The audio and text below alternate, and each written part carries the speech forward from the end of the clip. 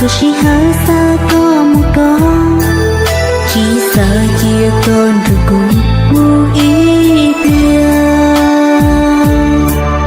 Có thìa vô tu cứ sợ nhỏ riêng. Cô sợ nhỏ đời có sợ mòn. Dù chỉ hơi xa mua có sự, chỉ sợ chia con rồi cũng muốn ý bia.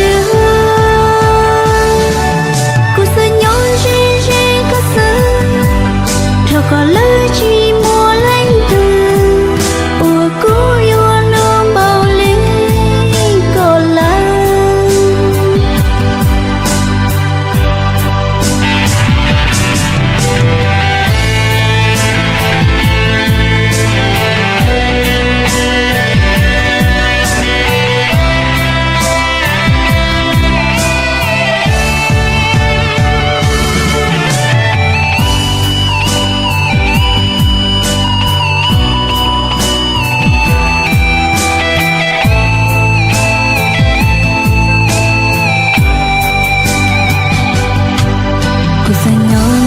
Có xuồng đĩa dù dù mô xa mua con gió xa phương đôi có ý ra ta mô ly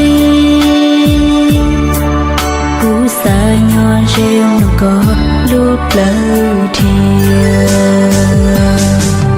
cú xa nhỏ đôi có xuồng mòn dù chỉ hơi xa mua có xuồng chỉ xa chia con rồi cùng mua.